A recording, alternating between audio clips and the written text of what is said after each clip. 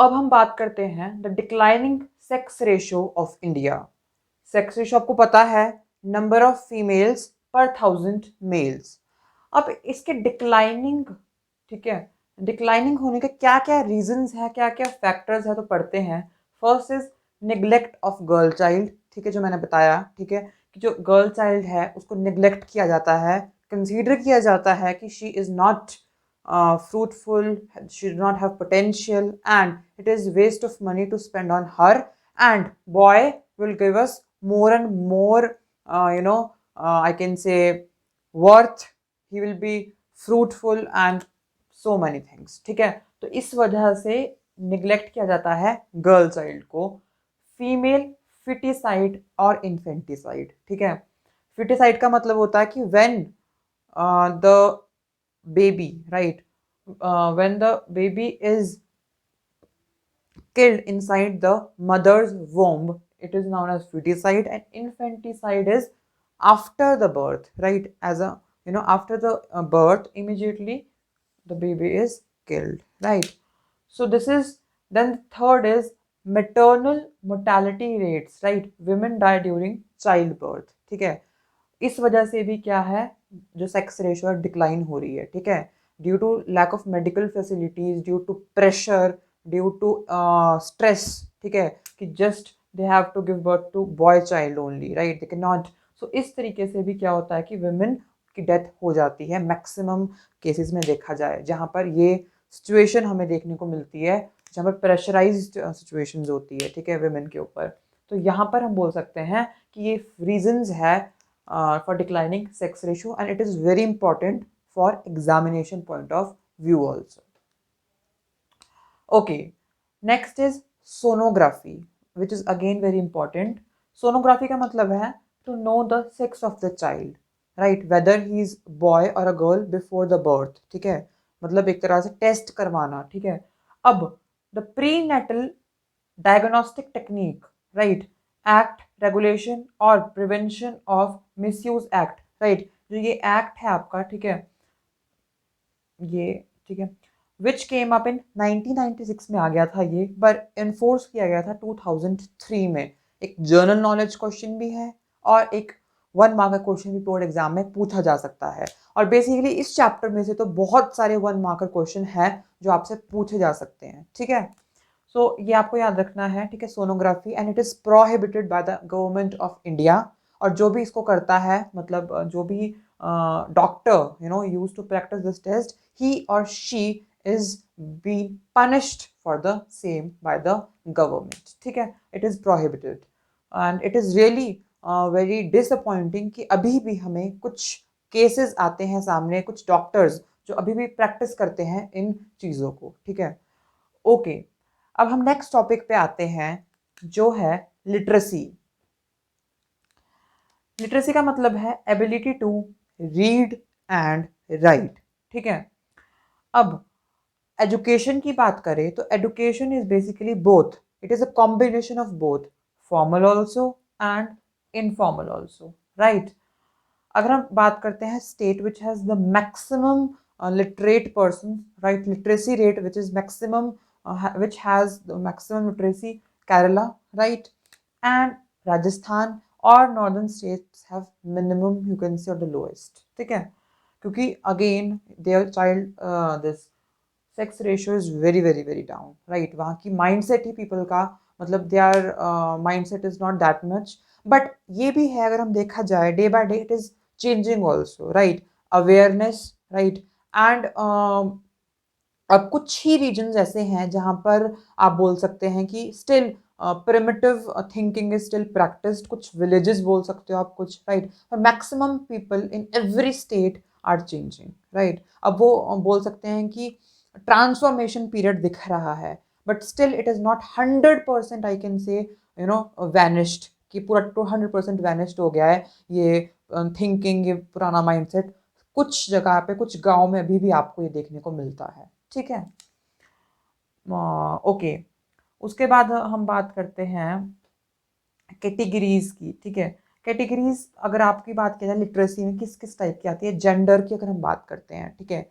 अब जेंडर में again basically if I talk कि अगर रेशियो देखा जाए तो maximum males are more literate than females. और वो क्यों है? क्योंकि जब females are you know thought to be burden for the society, right, a girl child, so they are neglected, and उसकी वजह से ही बहुत बड़ा इम्पैक्ट पड़ता है उनके एडुकेशन पे। और ये रेशो हमेशा एक बोल सकते हैं कि डाउन रहता है गर्ल चाइल्ड के लिए।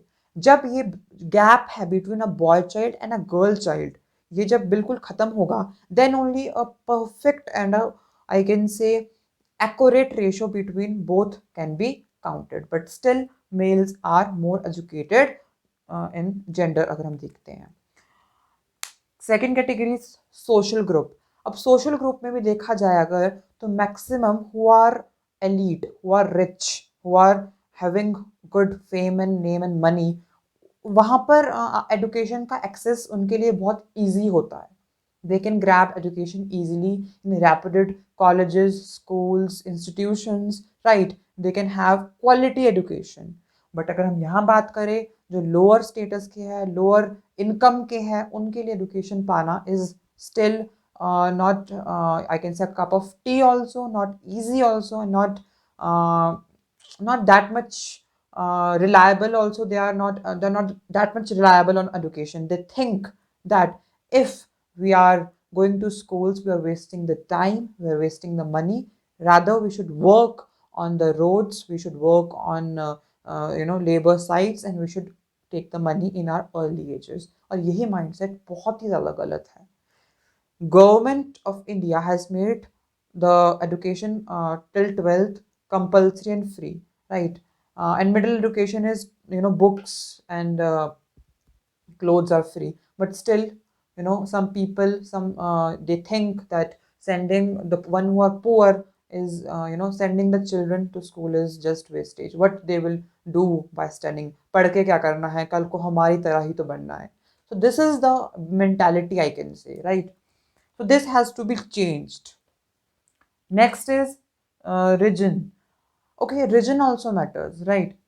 Region, how it matters is that in different places, different thinking patterns are changed. Suppose this region is more developed, this region is underdeveloped, right? Here people are more modern, right? Here people are more educated, but here they are not. So the regions are also I can say a part or a category where education or literacy matters, right? Okay, so next topic is rural urban differences. अब यहाँ आप देख सकते हैं, नाम से clear हो रहा है कि क्या क्या डिफरेंसेस है रूरल सोसाइटी में, आप बोल सकते हो, अर्बन सोसाइटी में, या फिर रूरल एरियाज या अर्बन एरियाज, ठीक है। अब migration from rural to urban areas, ठीक है, ये होता है। और क्यों होता है? Why take place? Because of course, when people do not find any job, right, in rural areas, so they migrate to urban areas to get better job opportunities, right, and better living style, right. So this is the reason. अगर हम बात करते हैं 68.8% people है जो rural areas में रहते हैं, राइट। अब नेक्स्ट है एग्रीकल्चर, वहाँ की मेन एक्टिविटी है रूरल एरियाज की, पर उसके अलावा भी कुछ एक्टिविटीज़ वहाँ पर प्रैक्टिस की जाती है, जैसे कि पोस्ट ऑफिस, ऑफ कोर्स हर एक रूरल एरिया में एक पोस्ट ऑफिस होता है, teaching, primary school teaching, secondary school, small business, right, crafts and all, transport, communication. So these are the things which are practiced beside agriculture. अब next है migration from rural to urban areas. इसके reasons क्या है basically, और क्या reasons है? First is mass media. आपको पता है कि अब phones, televisions, right, and other medium of communication, right, which are available in entire world, हर एक इंसान के पास है। तो उस वजह से जो मास मीडिया की वजह से लोगों को इस चीज़ का एहसास होता है, they come to know that हमें अर्बन एरिया में जाके डिफरेंट अपॉर्चुनिटीज़ मिलेगी, right. So they act as a medium to aware them, to aware who, to aware rural people, ठीक है, मास मीडिया। सेकेंडली रिसोर्सलेस से मेरा मतलब ये है कि डे बाय डे क्या हो रहा है कि रूरल एरियाज में due to different technologies like construction and all. Their agricultural productivity is lost, rivers are dried up, तो वहाँ पर resources खत्म हो रहे हैं, तो they are trying to find new jobs in urban areas. तो ये reason बोल सकते हैं आप migration का to urban areas. उसके बाद lack of education. People are not educated. They are thinking that non educational activities are more and more worthy and profitable, right? They think that spending on education is risky and it is. और उनका एक मानना है कि अगर एक इंसान पढ़ता है तो वो पूरी उम्र ही पढ़ता रह जाता है, मतलब लोगों के मतलब गांव के लोगों की थिंकिंग होती है. A person first he'll complete 12th, then graduation, post graduation, right? Then PhD if you want to go in some teaching field. मतलब ये mentality set है, उनका thinking सिर्फ वहीं तक सीमित है. They do not go beyond that. और कुछ और jobs सोच लेते हैं, right? जो limited सी हो, या सोच लेते हैं कि अगर टेस्ट भी क्वालिफाई करेगा तो वो होगा कि नहीं होगा. If he fails, then he has to sit at home by studying this much, he has to he has to do that job which is not made for him or her, disguised unemployment. तो ये सारी चीजें सोचते हैं वो लोग, and they lack in education also, right? यहाँ पर दो टर्म्स ये यूज की गई है, मेट्रोपोलिस और मेगापोलिस, जो आपको अर्बन एरियाज के रेफरेंस में दी गई है. मेट्रोपोलिस बोला गया है cities with infrastructure, right. The suburbs are different, right. मतलब उन सिटीज में इंफ्रास्ट्रक्चर है, एंड द सबर्ब्स, सबर्ब्स क्या होते हैं, ये आपकी मेन सिटी है, ठीक है, और ये इसके बाहर का जो इलाका है, right, which is outside the city, near to city but outside the city, ये सबर्ब्स होते हैं. यहाँ मेनली एलीट पीपल रहते हैं, राइट, और अच्छे अच्छे मतलब कंपार्टमेंट्स होते हैं. They do not want to be part of this chaos traffic, ठीक है. तो ये आपका सबर्ब्स है, ठीक है. एंड यहाँ पर सबर्ब्स क्या होते हैं, डिफरेंट होते हैं. बट अगर हम बात करते हैं मेगापोलिस की, तो यहाँ भी इंफ्रास्ट्रक्चर है, and suburbs are included in included, ठीक है. सबर्ब्स को हम इंक्लूड कर देते हैं आई थिंक मेन सिटी में. एग्जाम्पल अगर हम बात करते हैं तो एनसीआर, राइट, एनसीआर है, तो मतलब दिल्ली में उसको हम बेसिकली कंसिडर करते हैं एनसीआर को as a included suburb, right? It is example of megapolis. So now we are coming to the last topic of the chapter, that is population policy of India. ये बहुत ही important topic है, right? And इसमें आपको 1 markers बहुत मिलेंगे, right? तो ये आपको याद रखने हैं. इसमें पहले बताया गया कि 1952 the National Family Planning Program NFPP was introduced. Again 1 mark बन सकता है. It tried to influence the rate and pattern of population in socially desirable direction, ठीक है. मतलब कि यहाँ पर जो पॉपुलेशन का जो रेट है उसको चेंज करना था, थोड़ा चेंज मतलब थोड़ा कंट्रोल करना था, तो इसलिए इस प्रोग्राम को स्टार्ट किया गया था. अब यहाँ पर ऑब्जेक्टिव क्या थे इस प्रोग्राम के, यहाँ पर बताया गया कि population control and mass awareness, ताकि पॉपुलेशन को कंट्रोल किया जा सके एंड लोगों में अवेयरनेस फैलाई जा सके कि ज़्यादा से ज़्यादा पॉपुलेशन को अगर होगी कंट्री में तो उसका क्या हार्म होगा, what will be the consequences of high population, right. उसके बाद कंट्रोल बर्थ रेट, ठीक है. इससे क्या होगा कि बर्थ रेट में कंट्रोल होगा बाय बर्थ कंट्रोल मेथड्स, ठीक है, using contraceptives and other methods. यहाँ एक इंपॉर्टेंट पॉइंट है, ड्यूरिंग इमरजेंसी 1975 to 76 क्या हुआ था. उस टाइम मिसेस इंदिरा गांधी ने, जो हमारे प्राइम मिनिस्टर थी, उन्होंने इमरजेंसी लगाई थी, and all the fundamental rights were snatched away from the people, and anyone could be put in jail without any trial, right. तो इसमें ये था. और इसमें क्या हुआ कि mass sterilization program was initiated, right, by whom? By Sanjay Gandhi, the younger son of the Prime Minister Mrs. Indira Gandhi. उन्होंने ये स्टार्ट किया था, संजय गांधी ने, mass sterilization program, ठीक है, जिसके अंदर tubectomy for main and vasectomy for women, these operations were performed, ठीक है. एंड क्यों? ताकि जो बर्थ रेट्स है वो कंट्रोल किए जा सके. अब इसको ही इससे क्या हुआ कि many these were done very haphazard manner, बहुत ही मीन्स लोग बहुत ही एक तरह से प्रेशराइज्ड हो गए. They were not voluntarily they were not voluntarily informed, उनकी परमिशन से नहीं हो रहा था. They have to be forcibly do these operations. तो एक तरह से हैपहैजर्ड मैनर हो गया, बहुत ही क्योस हो गया. ठीक है. एंड इसमें गवर्नमेंट टीचर्स ऑफिशियल सबकी ड्यूटी लगाई गई, बल्कि इसमें गवर्नमेंट स्कूल्स को एक तरह से सेंटर बनाया गया, राइट, जहाँ पर कोई भी मेडिकल फैसिलिटी अवेलेबल नहीं थी, proper sanitation facility, hygiene available नहीं था.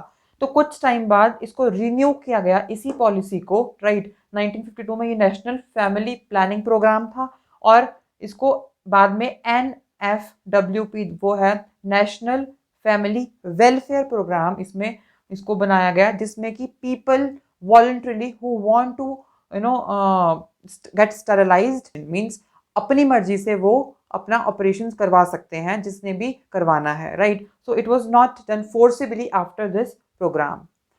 सो आई होप कि आपको ये चैप्टर समझ आ गया होगा.